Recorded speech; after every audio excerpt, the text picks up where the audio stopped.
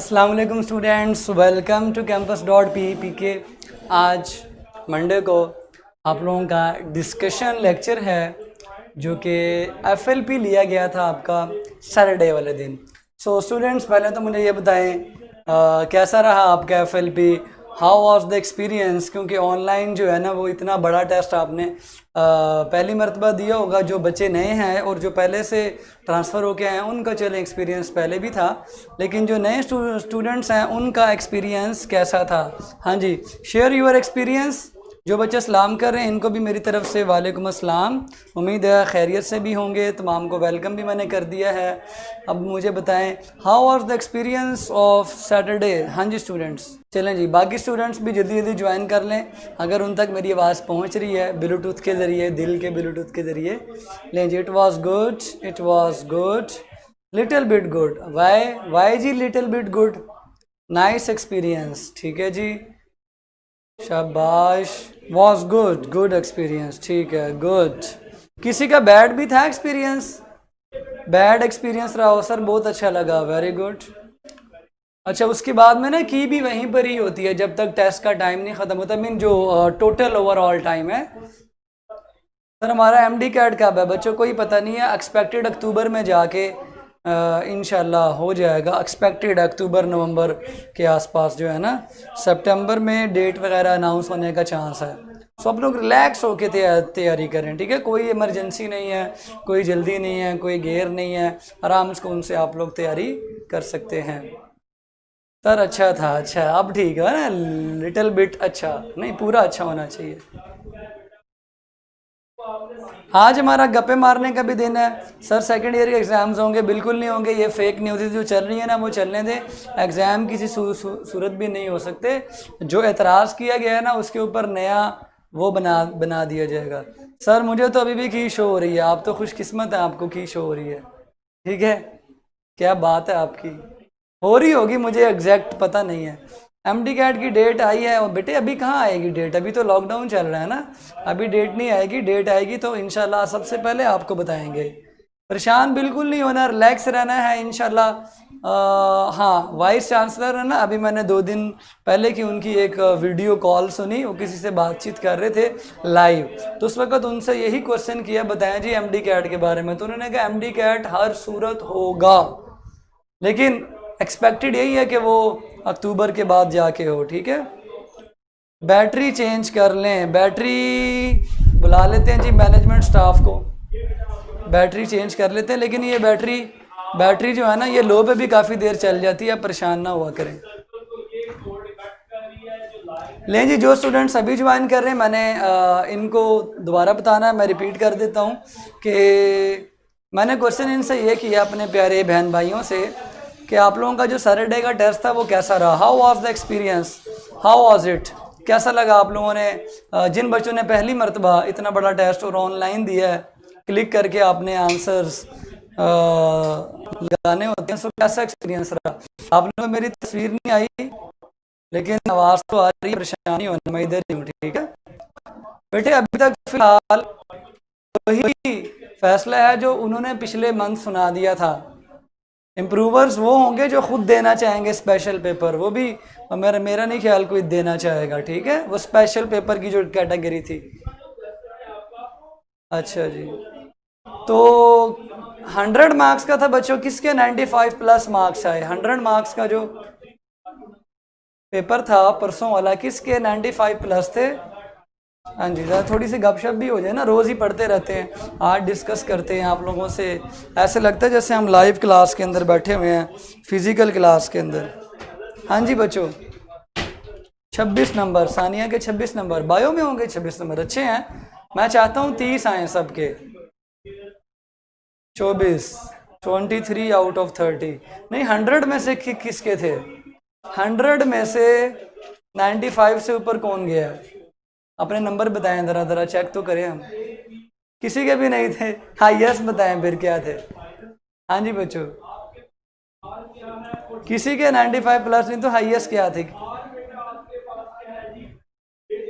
82 highest थे, अच्छा जी। लेकिन कोशिश करें, पहला टेस्ट है कोई बात नहीं, 82 भी ठीक है, लेकिन नेक्स्ट टेस्ट के अंदर आपको ऊपर जाना पड़ेगा, ठीक है। चलें, बायो के अंदर भी 26, 23, 23, 24, 25 की रेंज में ज़्यादा थे। जिनके कम थे ना वो ज़रा ध्यान से पढ़ना शुरू कर दें। सो आज हम डिस्कस करते हैं सैटरडे का बायोलॉजी का पार्ट, ठीक है, जिसमें मैंने आप लोगों को 30 MCQs जो है ना बच्चों को दिए थे। चलें, हाँ जी, हाँ जी बच्चों, स्टार्ट करें डिस्कशन।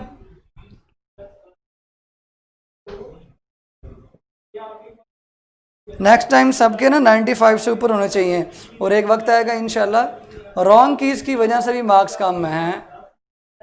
बायोलॉजी के किसी MCQ की रॉन्ग थी? हाँ जी, बायोलॉजी के किसी MCQ की रॉन्ग थी या नहीं, जल्दी से बताएं बच्चों।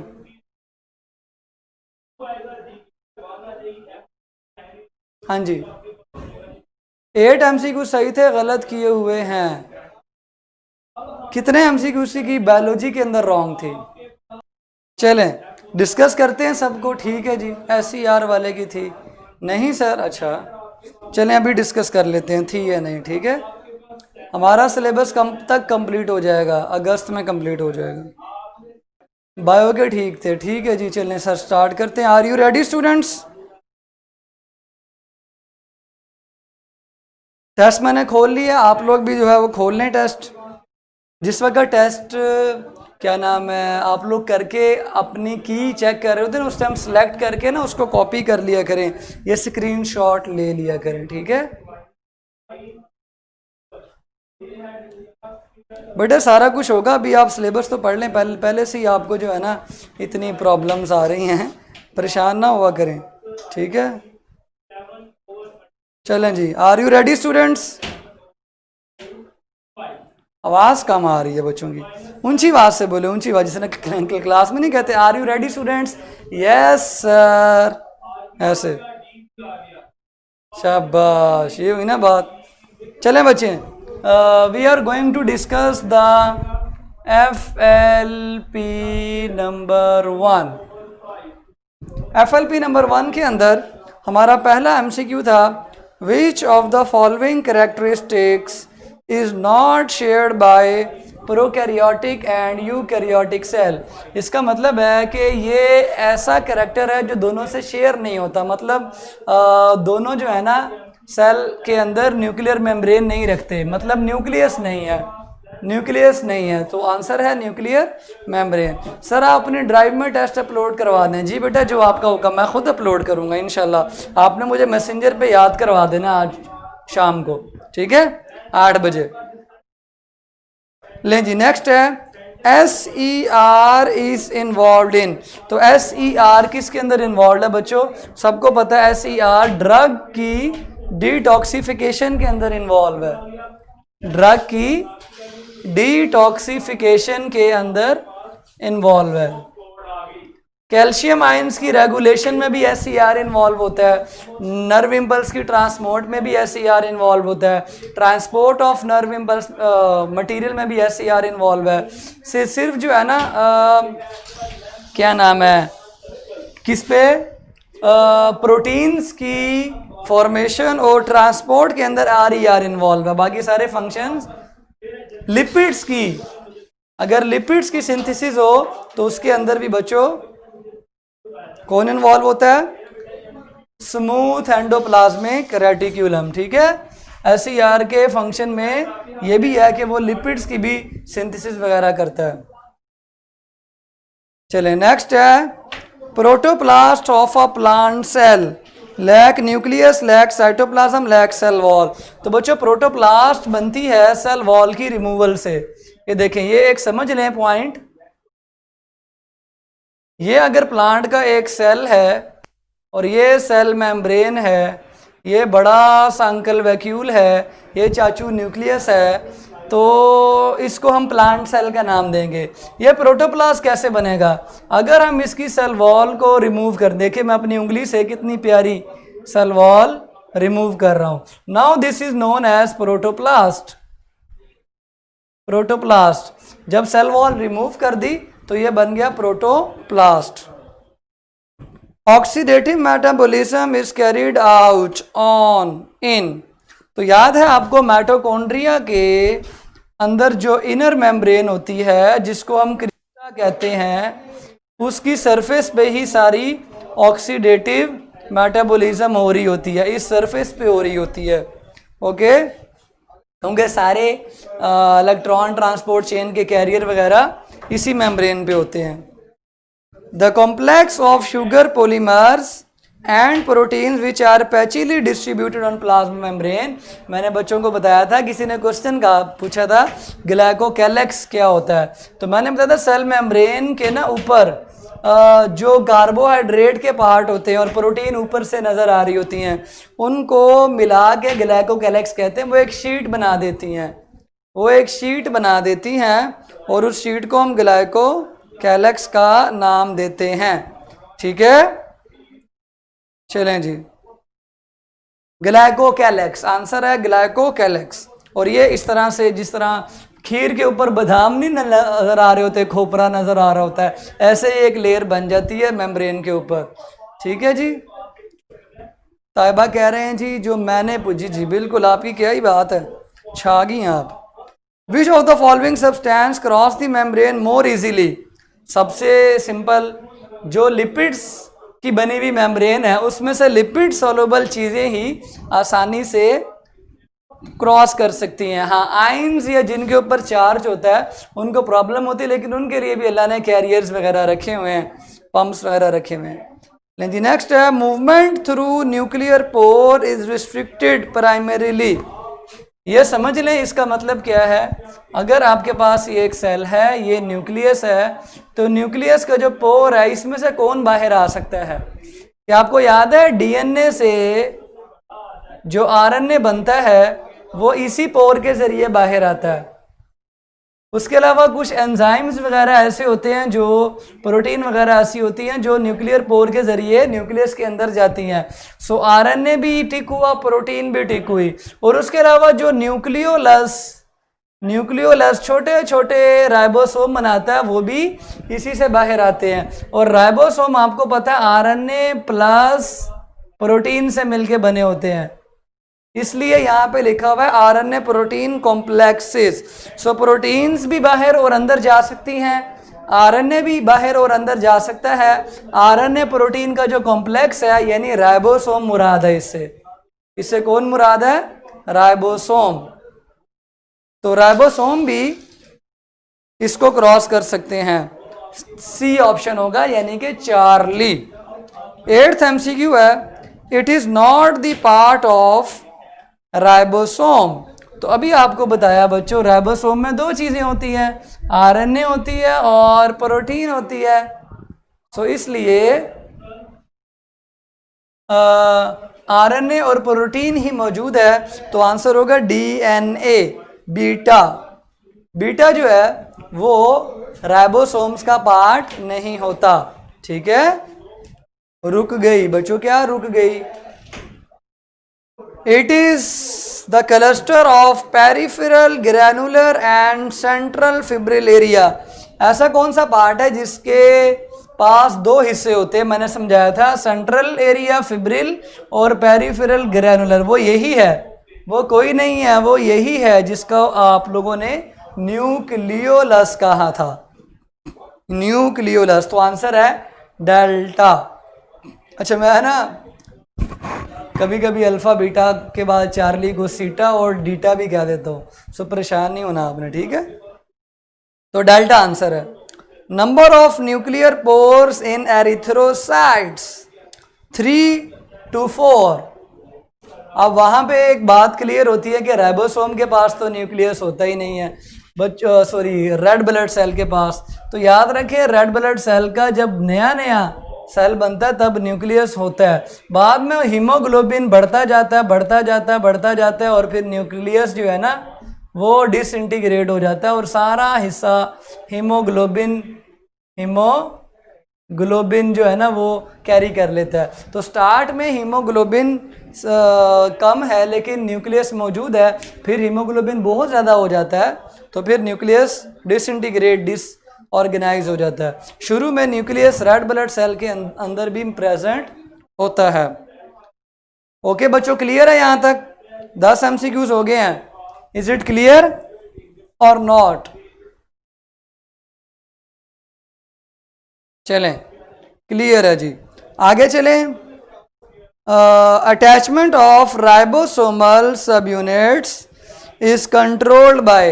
आपको मैंने अटैचमेंट में बड़ी प्यारी कहानी सुनाई थी कि राइबोसोम्स के दोनों सब यूनिट्स, बड़ा सब यूनिट और छोटा सब यूनिट, ये मिलते ही तब हैं जब इन्होंने प्रोटीन बनानी होती है, ट्रांसलेशन करनी होती है। उससे पहले ये अलग ही रहते हैं। ये आरएनए आता है, मैसेंजर आरएनए, और ये मैसेंजर आरएनए के ऊपर आके अटैच होते हैं।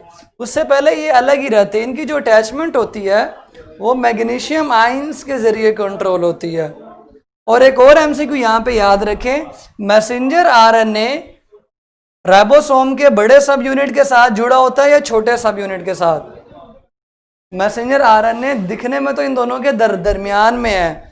एक्चुअली मैसेंजर आरएनए लार्जर के साथ जुड़ा होता है या स्मॉलर सब यूनिट ऑफ राइबोसोम के साथ जुड़ा होता है? हाँ जी बच्चों, कौन आंसर देगा? एक्चुअल में किसके साथ जुड़ा हुआ होता है? बताएंगे बच्चों या नहीं बताएंगे? शाबाश, जल्दी जल्दी बताएं। शाबाश। स्मॉलर के साथ कैसे जुड़ा होता है मैं आपको हिंट देता हूं। जब ट्रांसलेशन होनी होती है ना बच्चों, पहले स्मॉलर आके जुड़ता है, इसके साथ मैसेंजर आरएनए लगा होता है, फिर बाद में लार्जर आके लगता है। तो मैसेंजर आरएनए एक्चुअल में स्मॉलर के साथ ही जुड़ा हुआ होता है। लें जी, फर्टिलाइज्ड, अभी तक किसी की गलत तो नहीं थी जो मैंने टेस्ट दिया? सबकी की ठीक थी। Fertilised egg cell of frog contains कितने क्रोमोसोम? ये बच्चों ने गलत किया। शराज बेटे, लार्जर सब यूनिट नहीं है, स्मॉलर है, ठीक है? अच्छा, वैसे ही मैं सोच ही रहा था कि कोई बच्चा कहेगा मैं नहीं बताऊंगा, ठीक है? तो बुरी बात बेटे, टीचर ऐसी बात कर सकता है, आप नहीं कर सकते, ठीक है? हमें इजाज़त है, आपको इजाज़त नहीं है। हाँ जी बच्चों, फ्रॉग सेल के फर्टिलाइज्ड एग के अंदर कितने क्रोमोसोम्स हैं? जल्दी से बताएं। एग सेल, शाबाश। तो जिन बच्चों ने 26 कह रहे हैं, 26 कमेंट किया, वो तो बिल्कुल ठीक है, लेकिन टेस्ट के अंदर 13 लगाया हुआ था कुछ बच्चों ने। क्यों? क्योंकि वो समझे ये एग सेल है। लेकिन याद रखें, अगर आपको पता हो, बल्कि इसको मैं सही तरह बना देता हूँ, ये स्पर्म है बच्चों और ये जो है ना एग है। 23 क्रोमोसोम फ्रॉग 13 क्रोमोसोम फ्रॉग के स्पर्म के पास हैं और 13 क्रोमोसोम फ्रॉग के एग के पास। जब फर्टिलाइजेशन होगी तो फर्टिलाइज्ड एग हो जाएगा, उसके अंदर 26 क्रोमोसोम्स होंगे, जिसको ज़ायगोट भी कहते हैं। तो एक्चुअली मैं ज़ायगोट का पूछना चाह रहा था, ठीक है?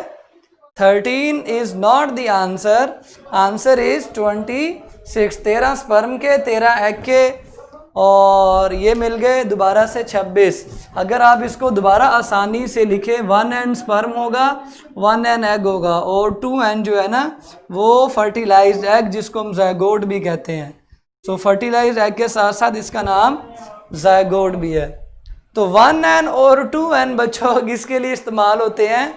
तादाद बताने के लिए कि तादाद हैप्लॉइड है या डिप्लॉइड है, और रेप्लिकेटेड या अनरेप्लिकेटेड क्रोमोसोम डीएनए की अमाउंट बताने के लिए होते हैं कि उसकी कॉपीज अंदर मौजूद हैं या नहीं है। सो ये बात बड़ी इंपॉर्टेंट है। It does not act as a barrier for molecules moving in and out of the cell. तो सिंपल है, सेल वॉल, क्योंकि सेल वॉल के अंदर ना बच्चों प्लाज्मोडिस्माटा होते हैं, बड़े बड़े सुराख होते हैं। जिस तरह ये मैंने बनाया था प्लांट्स का सेल, ये देखें, प्लांट्स के अंदर सेल वॉल बिल्कुल भी बैरियर नहीं बनती, इसमें बड़े बड़े सुराख हैं। सो उन बड़े बड़े सुराखों से हर चीज़ ही गुजर सकती है। हाँ, मेम्ब्रेन रोकती है, इसीलिए तो मेम्ब्रेन को सेलेक्टिवली परमिएबल का है। लेकिन कुछ वर्ड्स हैं जो आपको मैं बता रहा हूँ परमिएबिलिटी के लिहाज से। एक होता है जी परमिएबल, एक होता है जी इम्परमिएबल, इम्परमिएबल, एक होता है जी सेमी परमिएबल। तीनों में फर्क है, तीनों में फर्क है। सेल वॉल इनमें से टोटली परमिएबल है और सेल मेम्ब्रेन जो है ना वो सेमी परमिएबल है। सेमी को ही सेलेक्टिवली कहते हैं और डिफरेंशियली परमिएबल कहते हैं। सेल मेम्ब्रेन जो है ना वो सेमी इसलिए है क्योंकि वो कुछ चीज़ों को परमिएबल में इजाज़त देती है गुजरने की, बाकियों को नहीं देती। सेल वॉल परमिएबल इसलिए है, वो सबको ही इजाज़त देती है और बैरियर नहीं बनती, रुकावट नहीं बनती। ठीक है, जैसे आप लोग घर में पापड़ खा रहे हो ना और आपको अब्बू ने मना किया हो, ठीक है, तो आप लोग कहेंगे जी अब्बू जो है ना वो इम्परमिएबल है पापड़ों के लिए, अम्मी मना नहीं करती, ठीक है, तो अम्मी परमिएबल है, हर चीज़ की इजाज़त दे देती है। अब भाई जो होता है ना वो कभी इजाज़त दे देता है कभी नहीं देता, बड़ा भाई, सो भाई सेमी परमिएबल है। ठीक है, जो बिल्कुल ना इजाज़त दे वो इम्परमिएबल, जो हर वक्त इजाज़त दे वो परमिएबल, और जो कभी कभी दे वो सेमी परमिएबल। सो समझ आ गई मिसाल, बड़ी प्यारी मिसाल दी है। चलें जी, अगला मेरा प्यारा सा MCQ है, you would expect a cell with lot of Golgi apparatus to, जो छीन लेते हैं इसीलिए तो वो कभी कभी ज़्यादा देता है, जब उसका दिल कर रहा होता है ना तब वो परमिशन दे देता है ताकि छीन भी ले बच्चों से, और जब दिल नहीं करता फिर वो ज़्यादा नहीं देता, उसका खुद का पेट भरा होता है। बिल्कुल सही फरमाया आपने, यू आर एब्सोल्युटली राइट। चलें, यू वुड एक्सपेक्ट, मैं तो कोई एक्सपेक्टेशन नहीं करूँगा, आजकल एक्सपेक्टेशन रखना ही वैसे ख़राब है, लेकिन फिर भी आप सेल से एक्सपेक्टेशन तो रखेंगे ना, सेल बना ही काम करने के लिए। सो गोल्जी का काम क्या है, सिक्रीशन करना। सो जिसमें गोल्जी अंकल ज़्यादा होंगे वो ज़्यादा जो है वो मटेरियल्स को सिक्रीट करेगा। ठीक है, इम्परमिएबल बताया तो है बेटे, अब्बू होते हैं इम्परमिएबल। सेल्स के अंदर कोई चीज़ इम्परमिएबल नहीं होती, सेलेक्टिवली या सेमी परमिएबल होता है सारा कुछ। ठीक है, लें जी, तो secrete a lot of material, अगर तो यहाँ लिखा होता बच्चों कि किसी सेल में माइटोकॉन्ड्रिया ज़्यादा है तो फिर आप क्या एक्सपेक्टेशन रखते? अगर लिखा होता माइटोकॉन्ड्रिया ज़्यादा है फिर क्या एक्सपेक्टेशन रखते? और अगर लिखा होता कि क्लोरोप्लास्ट ज़्यादा है तो क्या आपकी एक्सपेक्टेशन होती? शाबाश बच्चों, क्या एक्सपेक्टेशन होती जल्दी से?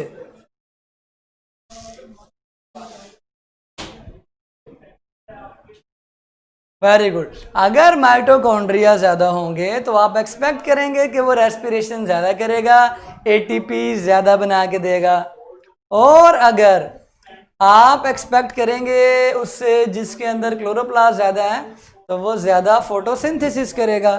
ठीक है, ले जी, नेक्स्ट आपका MCQ नंबर 15 पुलिस का नंबर है 15 है जी। Bacterial cell is a prokaryotic as compare to eukaryotic cell it would be, जारी बात है छोटा होगा, small. Prokaryotic cell eukaryotic cell से छोटा होता है, 10 टाइम्स कार्बन छोटा होता है। ठीक है, हाँ जी, क्लियर हो गया, 15 MCQs क्लियर। नेक्स्ट चले, शाबाश सबने ठीक जवाब दिया। Predict a cell having cytoskeleton, mitochondria, ribosome, SER and RER बनाते हैं जी, किधर है? ये है जी वाइट बोर्ड, बना के चेक करते हैं। वेयर इज माई झाड़न, दिस इज द झाड़न, चेक करते हैं। ये हमारा एक सेल है, दिस इज द सेल। इस सेल के अंदर उसने कहा है क्या क्या होना चाहिए, साइटोस्केलेटन होना चाहिए, सो ये हमने बनाया साइटोस्केलेटन। और क्या क्या जी, क्या होना चाहिए इसके अंदर? इसके अंदर स्मूथ एंडोप्लाज्मिक रेटिकुलम होने चाहिए, स्मूथ एंडोप्लाज्मिक रेटिकुलम बनाए, रफ भी होने चाहिए, सो रफ भी बना दिए, रफ के साथ साथ और क्या होना चाहिए, राइबोसोम्स होने चाहिए, छोटे छोटे राइबोसोम भी बना दिए, माइटोकॉन्ड्रिया भी होना चाहिए। तो बताओ बच्चों ये सेल की शक्ल कौन सी बनी? Very good, animal cell. Plant cell क्यों नहीं है? क्योंकि इसमें क्लोरोप्लास्ट नहीं शो किया हुआ। बैक्टीरियल सेल क्यों नहीं है? क्योंकि बैक्टीरियल सेल में तो ये चीज़ें होती नहीं है, माइटोकॉन्ड्रिया साइटोकॉन्ड्रिया, उसमें खाली राइबोसोम ही होते हैं। Two functions of rough endoplasmic reticulum, ये मैंने आपको स्मूथ पढ़ाते हुए बता दिया था कि रफ के क्या फंक्शन है, दो ही हैं, प्रोटीन्स को बनाना और ट्रांसपोर्ट करना, to synthesise protein and transport protein. ठीक है, वाई नॉट प्लांट सेल बता दिया, क्योंकि इसमें क्लोरोप्लास्ट भी नहीं नजर आ रही और सेल वॉल भी नहीं नजर आ रही। नहीं जी, RER का फंक्शन क्या बताया? प्रोटीन बनाना और प्रोटीन जो है सिंथेसाइज करना। ठीक है, लें जी नेक्स्ट चलते हैं। Pathway of a protein which is being secreted out of the cell, अगर किसी प्रोटीन ने बनकर बाहर जाना है तो वो कैसे बाहर जाएगा? जाहिर सी बात है, पहले राइबोसोम पे प्रोटीन बनेगी, रफ एंडोप्लाज्मिक रेटिकुलम को मिलेगी, फिर वो जाएगी अंकल गोल्जी के पास, गोल्जी बना देते हैं इधर, ये जी गोल्जी है अंकल, ये गोल्जी अंकल है, गोल्जी अंकल के पास आएगी और गोल्जी अंकल से फिर वेसिकल्स की फॉर्म में सेल से बाहर निकल जाएगी, ये देखें। ठीक है जी, so this is the pathway. Charlie, RER to Golgi और उसके बाद टू सेल मेम्ब्रेन।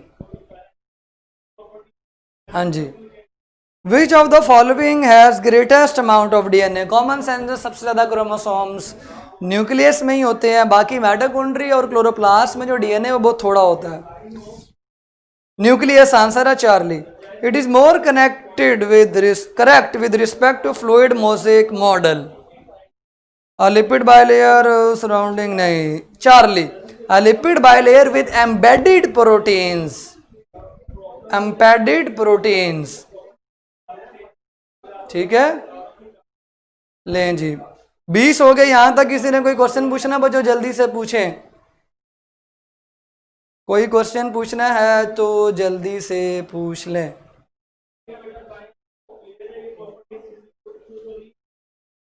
हाँ जी, प्रोटीन्स की जो पाथवे होता है उसके अंदर पहले बच्चों रफ एंडोप्लाज्मिक रेटिकुलम ही आता है। चलें जी, कोई नहीं है क्वेश्चन, आगे चलें। क्वेश्चन नंबर, फिर स्मूथ एंडोप्लाज्मिक रेटिकुलम के पास जाके गोल्जी के पास जाती है, ऐसा कोई ऑप्शन था डी में? बेटे मैंने ऐसा ऑप्शन ही नहीं दिया। ठीक है, जो डी है ना उसके अंदर RER है ही नहीं। अगर ये लिखा होता ना RER से जाती है, SER से जाती है, गोल्जी से जाती है मेम्ब्रेन, तो ये ठीक होता। अगर आपने RER ही मिटा दिया, स्मूथ में कैसे जाएगा? RER के बगैर स्मूथ में जा सकती है? नहीं जा सकती। अगर SER नहीं लिखा, RER लिखा, तो कॉमन सेंस की बात है इधर से बन के इधर आई है। सो जहां बनी है वो वाली चीज आप मोस्ट अप्रोप्रिएट लगाते हैं। तो डी में देखें SER लिखा हुआ है अकेला, RER है ही नहीं। अगर दोनों होते ना फिर आपकी बात ठीक थी, फिर डेल्टा ही होता। ठीक है ना, ये मैंने उस टाइम भी एक्सप्लेन किया था जब मैंने ये टॉपिक पढ़ाया था। ठीक है, RER से बनकर SER में जाएगी, लेकिन SER से शुरू तो नहीं ना हो रही। देखिए आपने लाहौर से कराची जाना है तो बीच में ट्रेन से जाते हुए मुल्तान तो आएगा ना। ठीक है, तो अगर आप ये कह दें कि आप लाहौर से कराची चले गए तो ठीक है, लेकिन आप ये कहेंगे कि मैं मुल्तान से कराची गया, वो ठीक नहीं होगा। ये भी ठीक है कि लाहौर से मुल्तान, मुल्तान से कराची, ये ठीक है। लाहौर से कराची भी ठीक है, गए तो आप कराची है ना। लेकिन ये बिल्कुल ठीक नहीं है कि आपने सफ़र ही मुल्तान से शुरू किया है। सफ़र लाहौर से, एक्चुअल पाथवे स्टार्टिंग पॉइंट और एंडिंग पॉइंट ठीक होना चाहिए। ओके बच्चों, क्लियर है? क्या नाम था आपका? तैयबा, ठीक है। RER को मेंशन करना इंपॉर्टेंट है, SER को मेंशन करना इंपॉर्टेंट नहीं है। और ये इसमें के अंदर भी दो थ्योरीज हैं, ठीक है। एक तो ये भी कहती है कि RER से ही ट्रांसपोर्ट वेजिकल जो है ना वो निकल जाते हैं, लेकिन आपकी बुक में लिखा हुआ है कि जो ब्लैब्स आते हैं ना वो SER से आते हैं। चलें जी, 21वें आज which of the following make the main sheet of cell membrane. So main sheet बनाना तो मुझे बड़ा अच्छा लगता है। मेन शीट ऐसी बनती है, देखें ये मेन शीट है जी सेल मेम्ब्रेन की, ये देखें ये मेन शीट है। और इस मेन शीट को क्या कहते हैं? फॉस्फोलिपिड्स। किसी को याद है अगर मैं यहाँ पे ऐसे कर दूं तो इसकी किंक की वजह क्या है? ये जो किंक हो गई है, ये जो टिल्ड हो गई है, टेढ़ी हो गई है, इसकी वजह क्या है? बताई थी ना मैंने। Sir does red leaves contain chlorophyll? Red हो गया तो इसका मतलब क्लोरोफिल उनका खत्म हो गया। पहले ग्रीन थे तो फिर था, ठीक है। उनके अंदर रेड पिगमेंट है, रेड पिगमेंट्स है, ठीक है। पिगमेंट्स के कलर्स मैंने MCAT की क्लास को पढ़ाए हैं, आपको भी पढ़ाऊंगा इंशाल्लाह, क्लियर हो जाएंगे। चलें जी, क्लियर हो गया? हाँ जी, इसकी क्या रीजन बताइए जी आपने? Unsaturation due to presence of double bond. Very good, सियाने हो गए हैं। अच्छा अब मुझे बताएं, ये एक फॉस्फोलिपिड है, ये चेन सीधी है, इसका मतलब इसके अंदर तो कोई डबल बॉन्ड नहीं है। अब मुझे बताओ,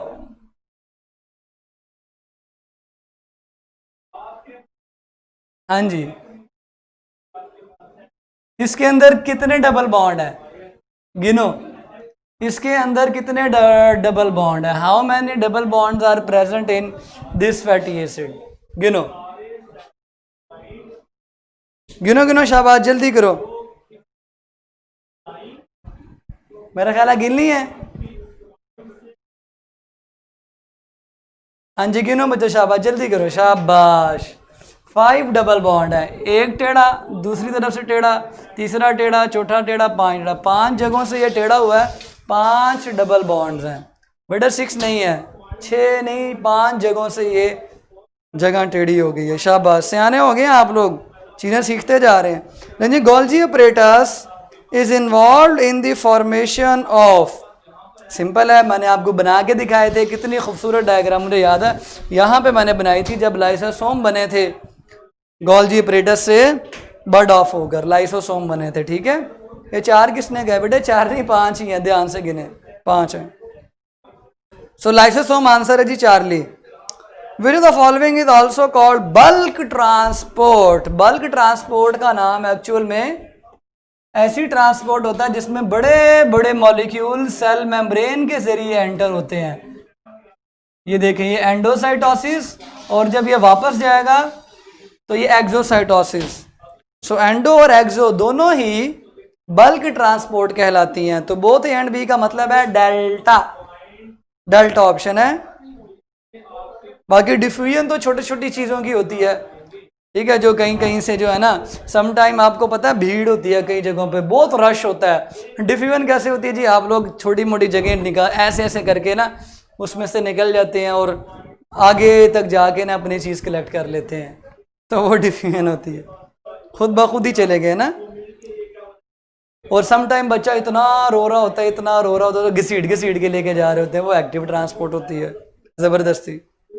Which of the following do not contain RNA in its composition? Nucleolus में तो राइबोसोमल RNA होता है, राइबोसोम में भी RNA होता है, क्रोमोसोम में RNA नहीं होता है, DNA होता है। सो आंसर है चार्ली, क्रोमोसोम। साइटोसोल में भी RNA होता है, ये ट्रांसफर RNA वगैरह, मैसेंजर RNA साइटोसोल में ही घूम रहे होते हैं। तो आंसर है क्रोमोसोम, इसमें RNA नहीं होता। अच्छा जी, सेल मेम्ब्रेन की में प्रोटीन के अमाउंट 60 to 80 है, और लिपिड की तो मेन शीट सेल मेम्ब्रेन की फॉस्फोलिपिड की है एक्सप्लेन। बेटे मेन शीट पतली भी तो हो सकती है। मेन शीट का मतलब भारी होना नहीं है, परसेंटेज ज़्यादा नहीं है। मेन शीट का मतलब ये है कि उसकी परसेंटेज कम है। चलो मैं इसको कैसे समझाऊं।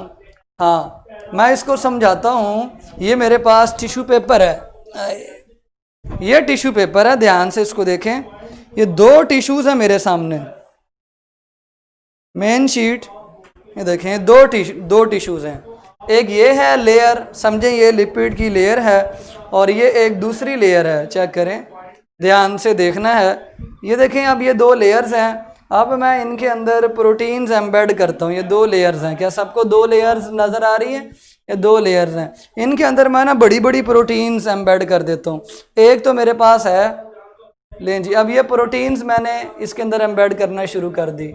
ये प्रोटीन एम्बेड की, इसके बाद इसी तरह की मैं बड़ी बड़ी प्रोटीन एम्बेड करूँ, तो आप कॉमन सेंस की बात है, कहेंगे यार ये देखो ये तो लिपिड बाइलेयर। मेन फ्रेमवर्क इसी ने बनाया है, क्योंकि प्रोटीन इसमें धंसी हुई है, ये प्रोटीन में नहीं धंसा हुआ, इसलिए मेन शीट इसकी है। लेकिन प्रोटीन चूंकि ज़्यादा बड़ी हैं और ज़्यादा जगहों पे एम्बेड है, इसलिए परसेंटेज उसकी बढ़ जाएगी। ओके हो गया। सो देखिए ये शीट टिश्यू का क्या वजन है, इसकी क्या परसेंटेज आएगी जब इतनी बड़ी बड़ी प्रोटीन इसके बीच में एम्बेड हो जाएंगी। ठीक है, तो लेंथ नहीं देखते किसी चीज़ की, लंबा नहीं देखते, मोटा देखते हैं कितना है। आरएनए की लिटिल अमाउंट होती है क्रोमोसोम में। बेटे लाजमी नहीं है जी, 20 चैप्टर में लिखा हुआ है लिटिल अमाउंट एसोसिएटेड होती है। एसोसिएटेड, वो कैसे एसोसिएटेड होती है वो भी सुन लें। अभी मैंने आप लोगों को समझाया था कि न्यूक्लियस के अंदर ये देखिए, अगर मैं न्यूक्लियस यहाँ पे चेक करें, ये न्यूक्लियस है, तो इसका डीएनए है क्रोमोसोम के अंदर। इस डीएनए से आरएनए बनता है ना, मैसेंजर आरएनए। तो वो आरएनए पहले तो डीएनए के अंदर से बन के निकल रहा होता है ना, बबल बनती है। अगर आपने चैप्टर 20 पढ़ा तो वहाँ पे ये भी देख लेते हैं कि डीएनए की बबल बनी हुई होती है, उस बबल में से आरएनए बन के निकल रहा होता है, इसलिए कहते हैं एसोसिएटेड है। ठीक है जी, समझ आ गया ना। आरएनए जब ट्रांसक्रिप्शन के अमल में डीएनए में से बन के निकलता है, बबल में से, ट्रांसक्रिप्शन बबल अगर नहीं पढ़ी तो हम पढ़ेंगे इंशाल्लाह, तब क्लियर हो जाएगा। सो एसोसिएटेड है। चले उसके बाद नेक्स्ट है उसके बाद इसकी एक्सोन से आगे वाले न्यूरॉन के साथ जो सिनैप्स बनती है, इसकी सिग्नलिंग न्यूरोट्रांसमीटर से होती है, न्यूरोट्रांसमीटर से होती है, और this is synaptic signalling. Synaptic signalling clear होना चाहिए। जो क्वेश्चन कर सकते हैं आज आप करें। आज आपका वैसे डिस्कशन डे है, बातें शातें किया करें, कुछ भी पूछना पूछ लें। Diameter of typical eukaryotic cell would be 100 micrometre. Simple सा आंसर करने की जरूरत नहीं है, बस ये नम्स के लिहाज से इंपॉर्टेंट एमसीक्यू था, मैंने बता दिया। चलें जी नेक्स्ट चलते हैं। ये 100 मिलीमीटर कौन कह रहा है? बेटे 100 माइक्रोमीटर है। सेल्स का साइज स्टडी ही माइक्रोमीटर्स में किया जाता है, मिलीमीटर में इतना बड़ा सेल है। मिलीमीटर तो आम आंख से भी नजर आएगा। बेटे ध्यान से, अनीबा क्या नाम है आपका, ध्यान से बेटे, आप ठीक कर दिया आपने, वेरी गुड।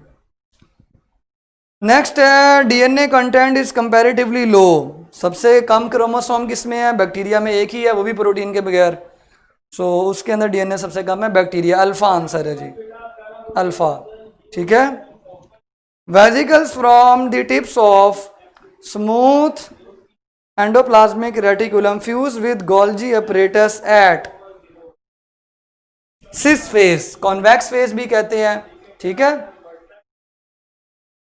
वेरी गुड, कोई बात नहीं बेटे, ठीक है। 27वां तो करवाएं, बता दिए बेटे 27वां मैंने।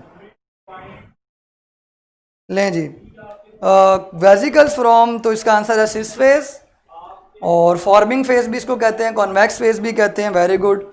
और अगर होता है कि वो वहाँ से बर्ड्स की फॉर्म में जो निकलते हैं, वो अगर होता है तो फिर हम डिस्टल फेस कहते हैं, या कनकेव फेस कहते हैं, या ट्रांसफेस फेस कहते हैं। The structure which are found exclusively in plant cell, तो आंसर है क्लोरोप्लास्ट, मेरा कोई मुश्किल चीज़ नहीं है, क्लोरोप्लास्ट आंसर है। ठीक है जी, क्लोरोप्लास्ट आंसर है। ठीक है जी। हाँ जी, कोई क्वेश्चन रह गया हो किसी भी हवाले से आप मुझसे पूछ सकते हैं, हमारे पास 5 मिनट है। कल आप लोगों का टेस्ट हुआ था, लिपिड्स का जो टॉपिक मैंने क्लियर करवाया था, क्या कल आपका टेस्ट हुआ था लिपिड्स का लेक्चर के एंड पे? हाँ जी बच्चों, क्या लेक्चर के एंड पे लिपिड्स का टेस्ट हुआ था? नहीं हुआ?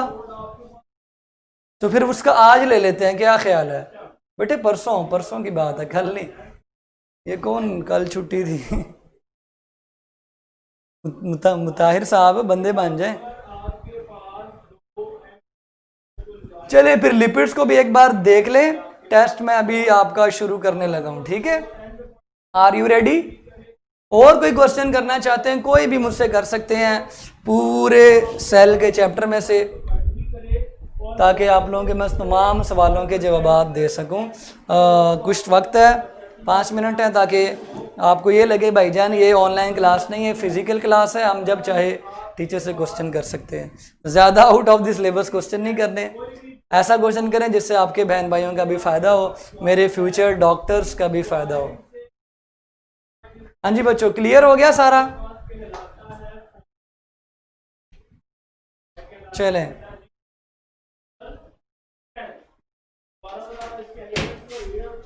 क्लियर है? टेस्ट के लिए रेडी हो जाए। लिपिड्स को एक मर्तबा देख लें, ठीक है? लिपिड्स को एक मर्तबा देख लें। सर फॉस्फोलिपिड को चार्ज लिपिड्स क्यों कहते हैं? उसके अंदर ना फॉस्फेट होता है, फॉस्फेट, ठीक है?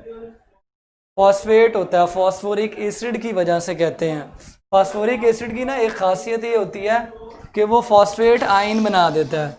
आपको शायद पढ़ाया गया हो कि अगर कोई एसिड है CH3COOH, वो अपना हाइड्रोजन आयन रिलीज करके CH3COO में कन्वर्ट होता है, इसको हम एसीटेट कहते हैं, एसीटेट आयन। इसी तरह फॉस्फोरिक एसिड जो है ना वो H3PO4 की शक्ल में होता है, ऐसे। ये P है, ये double bond O, single bond OH, single bond OH, single bond OH। ये तो OH ग्लिसरॉल के साथ जुड़ने में इस्तेमाल हो जाता है। बाकी ये वाले जो 2 OH हैं, इनमें से ये वाला नाइट्रोजनस बेस के साथ जुड़ जाता है। किसके साथ? बेस के साथ। सो ये भी यूज हो गया, ये बच गया। अब इसके अंदर क्या होगा? ऑक्सीजन मोर इलेक्ट्रोनेगेटिव है, वो हाइड्रोजन के आयन्स अपनी तरफ खींच लेती है, और हाइड्रोजन के आयन जब ये अपनी इलेक्ट्रॉन्स अपनी तरफ खींचती है तो इसके ऊपर नेगेटिव चार्ज आ जाता है। क्यों खींचते हैं? क्योंकि ऑक्सीजन इलेक्ट्रोनेगेटिव है। ये नेगेटिव चार्ज फॉस्फेट की ऊपर आ जाता है, इसलिए हम इसको चार्ज फॉस्फोलिपिड कहते हैं। सर क्वेश्चन नंबर 6 प्लीज, थोड़ा सा क्वेश्चन नंबर गोल्जी में लिखा हुआ था, क्या लिखा हुआ था? सेंट्रल सिस्टर्नी प्लेट क्या होती है? पूरा जुमला बताएं बेटे। क्वेश्चन नंबर 6 रिपीट कर देते हैं। प्रोटोप्लाज्म पोजेसिस स्पेशल कैरेक्टरिस्टिक, पूरा जुमला बताए ना। किधर है? मैं दोबारा खोल लेता हूँ, चेक कर लेते हैं, ठीक है? किधर गया? अब किसका आंसर देना है? ये क्लियर हो गया? किसने पूछा था कि वो चार्ज क्यों है? फॉस्फोरिक एसिड के दोनों OH इस्तेमाल हो गए। ये वाला जो है ना, ये OH अपने अंदर इलेक्ट्रॉन खींच लेता है, ये वाला भी खींच सकता है, तो इसके ऊपर सिंगल बॉन्ड रह जाएगा। अगर ये ना खींचे, सम टाइम कुछ बुक्स के अंदर इसके ऊपर भी नेगेटिव चार्ज था, इसका बॉन्ड टूट जाता है। सो कुछ भी हो, ठीक है, ये नेगेटिव चार्ज आ रहा है फॉस्फेट के ऊपर।